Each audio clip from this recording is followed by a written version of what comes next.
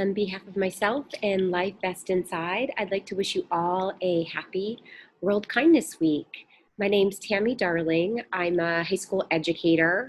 I'm a founder of a positive education project, and I'm also a doctoral student. And what I'd love to share with you is how my work in the classroom and my work as a graduate student has really led me to believe that we can be a bit kinder and more generous together. And what I've come to believe is that when we work with young people in our schools, we should really prioritize two things. The first is we should find a way to help students understand that they belong in our schools, all students, not those who've just experienced a rainstorm of academic success since elementary school, but in our high schools, students should have the belief that I belong here. And the second thing is that students should realize that they have everything within themselves to live their version of their best life. And I think we can do that by normalizing and prioritizing self-inquiry. And I believe the vehicle to do that is strengths work. So I wanted to share a little bit about my journey that really began in 2015 with with Let It Ripple's very first character day. And I was really invigorated by this focus on things that are strong, because in my experience, what we are asked to consider through professional development or conversations really is what goes wrong in adolescence, and the disproportionate amount of time that we spend on things that go wrong is troubling. And so since 2005, I've been trying to figure out ways to build more of that strengths work into what I do in the classroom and in a larger sense in my community. And so a new urgency for this work took on a different direction when the car rides home for my first grader 5 years ago started to shift to stories of social exclusion at school. And I was thinking to myself, wow, if this is what it looks like in elementary school, what is it going to look like in middle school? And so I'd read Julie Lythcott-Kame's instructive book, How to Raise an Adult, and rather than delve into the unwholesome practice of helicopter parenting, I went underground, underwater. Sylvia Clark coined the term submarine parenting. But what I did was I started to read everything I could get my hands on about developmental science, character, change, and identity development. And I really wanted to figure out a way of how to fortify really my daughter and her peers, how to fortify this sense of self in this, world where we see these kind of amplified, we see amplified technology, we see compressed academic responsibilities. And I really wanted to figure out a way, how do we broaden, a young person's narrative about their space in the world? And so, if you hop on any school website right now, you're going to see, these mission statements that talk about whole person development, and these skills and competencies that are really important for young people. Yet, what do we communicate to young people that we really care deeply about who they are, rather than just what they do? And I think one of the areas where we could really make some leeway in communicating to young people that we do care about who they are is adding some more intel into our school database. So think about it, think about a little thought experiment here. So if you were to go back to your high school transcript, or if you're in high school right now, if you were to think about your transcript, does that capture your you-ness? Does it capture what you care about, what matters to you? Does it show trends?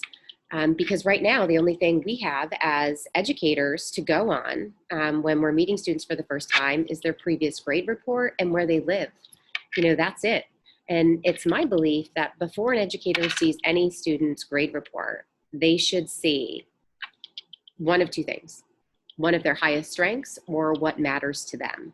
And I think that that sets us up to consider who they are rather than what they've done, primarily academically.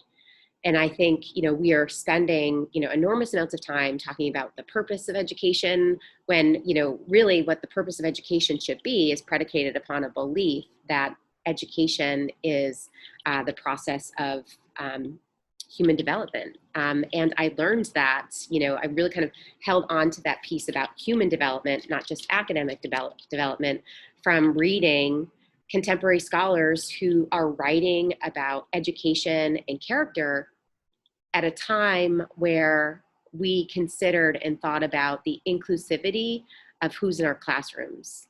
So I think, a lot of educational philosophy is rooted in these educational demagogues who were teaching at a time where not everyone mattered in the classroom, right? So, reading Danielle Allen, Chris Emdin, Scott Cedar, Anandia Kundu, Linda Hammond Darling, reading what they're doing right now. I think that that's, an important place to be, to consider some of those important things. And really, Danielle Allen is my favorite scholar. And, one of the questions that I came to in her book, Education and Equality, was, what would we see in our schools if the activity of educating and the techniques to pursue teaching and learning were identified by a single end, cultivating human development? And, Dr. Allen is a professor at Harvard. She is the director of the Safra Center of Ethics. She is the principal investigator of the Democratic Knowledge Project. And that project that she oversees is really pretty powerful because it's like an amalgamation of civics education and what oftentimes people refer to as social emotional learning, really in kind of thinking about building these skills and competencies that not only kind of strengthen and disseminate these bodies of knowledge, skills, and capacities that democratic citizens need in order to succeed at operating their democracy, but it also rests on their 10 questions for Changemakers framework rests on a single important question. What matters to you? And we're not bringing that question with a frequency into our classrooms. And I think that, we really communicate to young people that we care deeply about them, finding these micro moments to really start to develop what matters to them. And so I think part of this includes, part of the work that I think can be done is finding a way to help broaden students' narratives. So when they think about themselves, who am I in this world? They can offer something else than a superficial explanation of where they go to school or what extracurricular they do. And I think that introducing the framework, the values and action framework of 6 virtues and 24 character strengths to young people, so that we call forth this newer image of themselves that consists of strengths and competencies and choices for goodness, that we all have within us these 24 capacities and competencies that can be expressed. I think that that's a starting point. I think, research shows that less than a third of adults can report their highest strengths. I mean, that's wild. Research shows that, living into one's highest strengths is really the kind of roadmap toward, well-being and flourishing. And this is a free, psychometrically valid tool that I am just shocked that we're not introducing it to all of our students in school. Because every student should graduate from high school with knowledge of their highest strengths and practice in expressing those strengths. We should be prioritizing those things. At the school that I'm working at, I introduced some of the strengths work to our faculty. And it's interesting, I became like the strengths lady. People were sharing with me their strength or, filling out the Google form. But when I saw them, one of the things that popped into mind, one of the associations that popped into my mind was the knowledge of their highest strength. And so I think when we introduce that to young people, that inherent to all of us, we have these 24 capacities for goodness, these 24 capacities for thinking and acting, that it introduces a different image of all of us. That when we are experiencing some type of conversation or interaction with everyone, that we realize that everyone has value.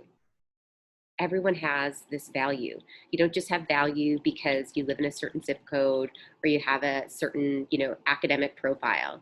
Like, you have value because you are a human being. And I think it democratizes our spaces. I think we start looking for strengths rather than say, something that's quirky or weird or off about someone else. And I think that is a really great opportunity that we have that we should use with young people. And so I started a positive education project, the Mighty Project. It actually came to me at an Ed Summit in Philly. I've been doing some consultancy work on character. And I was at an Ed Summit in Philly in 2017, listening to Professor Ethan Cross from the University of Michigan, talking about this experience where he was talking with his senior seminar course. And he has, in the last day, students ask him any question. And he was sharing that one of his students said, why is it that I'm a senior in college and I'm just starting to learn about the advantages of the latest science of character? And I was like, I had this big magic moment. Those of you who've read Elizabeth Gilbert, know exactly what I'm talking about. And I was like, I know what I'd like to do. I'd like to figure out a way to start to kind of nudge this more positive narrative path in young people with strengths work. And so I've been nurturing that for the past few years. I developed a journal that could be used for the whole school year that has some specific positive psychology interventions that are, scientifically valid, evidence-based practices. And so I think that is part of the roadmap for us to consider ways that we can be a bit kinder and more generous. And so I hope that the week of World Happiness fills your mind and your heart with inspiration so that you can take what you learn into your community and try to produce ways for people to connect, for people to belong, and for people to realize the inherent value within them. Thank you.